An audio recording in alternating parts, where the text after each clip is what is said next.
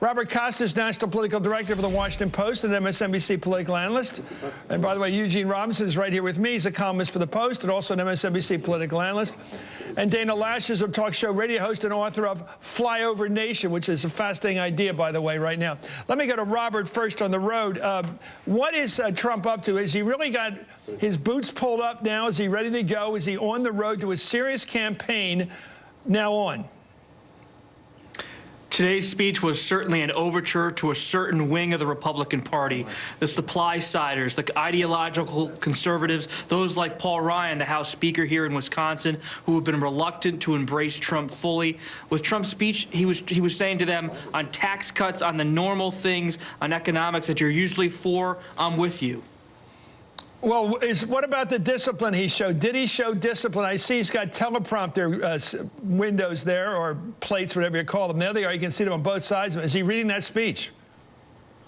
He was reading the speech. It was very similar to Donald Trump's convention speech, both in terms of delivery and the kind of populist economic message he was pushing. This is something party leaders were looking for. They've looked at Donald Trump's campaign over the last 9 to 10 days, and they've wondered, can he get back on track? Not only because of the sliding polls, but because of the temperament, the way he's coming across to voters. This was a test. Generally, the party leaders today look at this speech, and they've told me that they like what they heard. They just wonder, can he stay on message? Dana, let me ask you about this whole question. There's two great opportunities for Trump. One is only 32% of the country, according to our poll with the Wall Street Journal, that says this country's headed in the right direction. And political commentators going back to Jack Germond have always said, look at that number. It'll tell you how election's going to go. If the people aren't happy, they'll go for somebody new. They'll get rid of the person they know already. The second thing is this general dissatisfaction with the country. It's out there. You don't have to measure it. It's there. Has he been able today to get back on that track, to exploit the anger against Hillary, the anger at the way things are going? I think that today, Chris, was a very good first step. If he can stay on point like this and really hammer home how exactly he's different from Hillary Clinton, what exactly he's going to do in order to improve jobs, improve wages, improve just the economy in general, I think that he stands a very good chance of getting in a good fighting position and making up some of this lost ground between him and Hillary Clinton. I think the RCP average had her 7 points ahead of him. He can make up some of that ground, but he can't get distracted by all of these non-essential fights on the sidelines. His fight should be with the Democrat presidential nominee, not anybody else. Good point. Gene, here's the thing. When you talk to people like my friends at home and relatives, they're very disappointed with Trump. They're not going to vote for him, they say right now. Some of them say right now. But then I say, well, how about Hillary? No, no. So is that what Trump's playing on? Look, he can hit bottom, but bottom is that point where people say, below that number, you got all the Hillary haters. Look, if we were having this conversation a year ago, a year and a half ago, we would have said the likely Democratic nominee is Hillary Clinton, and that presents an opening for the Republican Party, right? So that opening was there and was going to be there. But the problem is that Donald Trump has been working to disqualify himself as president and commander-in-chief, and especially since the two conventions that week. That was a disastrous week for him. So, you know, the headlines tomorrow, man gives speech without melting down. That's, you know, okay, but going after Hillary, is there a point is there a point beyond which you cannot win? In other words, does Hillary have a ceiling because the people hate her?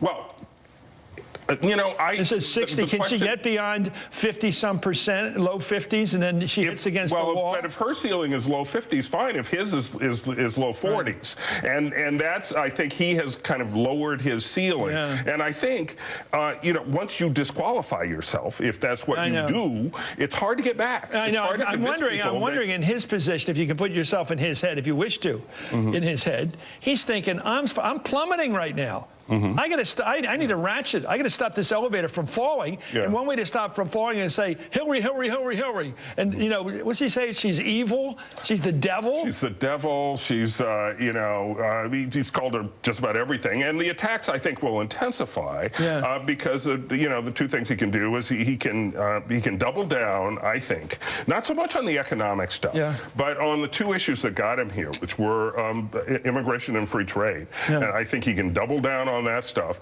and he can continue attacking Clinton. I think that's what he's going to do. But again, the question is, has he disqualified himself? Yeah, what do you think of that? Does he see it the way Gene's analyzing it here, which he has disqualified himself, but he's not going to quit the race, so he's going to have to...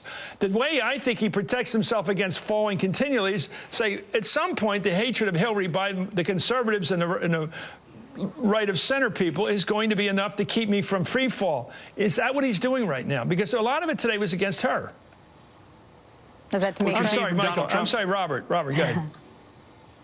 What you're seeing from Donald Trump is someone who doesn't see the summer season as particularly crucial to his campaign. When you talk to people close to Trump, they say he wants to bring down Hillary's favorability rating, and he also wants to try to right his campaign before the debates in September, because those are the real showcases for the swing voters, whether it's your family, Chris, in Pennsylvania or other places across the country. Those debates are what's going to be the question they have. Does Trump have the ability to be president? Can he have a message, though, going into those debates? That's what something like this speech is all about. Well, getting to your point, Gene, about unfitness, here it is. As I said earlier, a group of 50 high-ranking Republican national security officials warned about the prospect of a Trump presidency in a letter that's released today.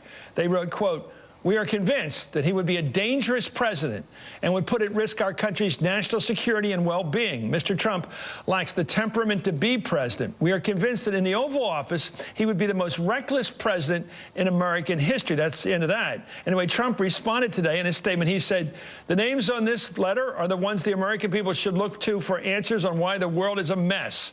And we thank them for coming forward so everyone in the country knows who deserves the blame for making the world such a dangerous place." Dana, your thoughts? I think actually that's a pretty good comeback for Trump, because there are a number of different ways that he could have gone that are very Trumpian. I think really kind of focusing back on what really discredited Hillary Clinton with a lot of independents and a lot of moderate Democrats, there are genuine concerns about how she would perform with regards to foreign policy. And it's smart for a candidate to focus on that. And that's what he needs to continue to do.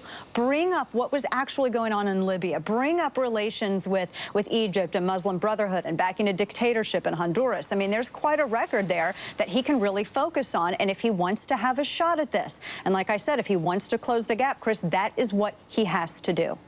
You're offering this as sort of like the subjunctive with a lot of ifs thrown in here. Do you think he's doing it? Do you think he's back on the rails? I think it's too soon to say that. The statement was a good sign, but I kind of need more than just one example. I need three in order to say with confidence that there's a pattern.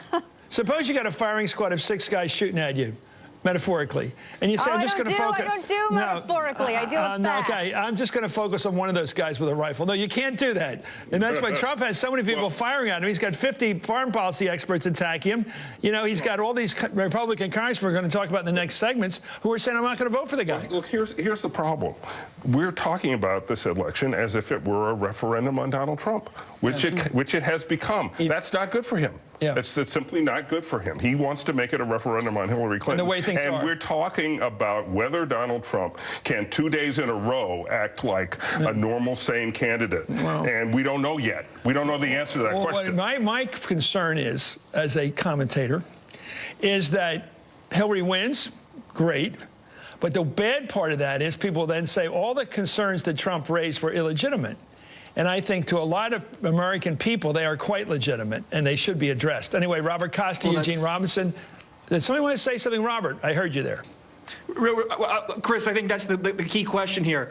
This lingering populism, even if Trump loses, it remains here. I'm here in Wisconsin because the speaker has a primary tomorrow in Wisconsin where people are just spoiling for a fight, and you see this across the country. They may not win, but they have anger about trade and the economy.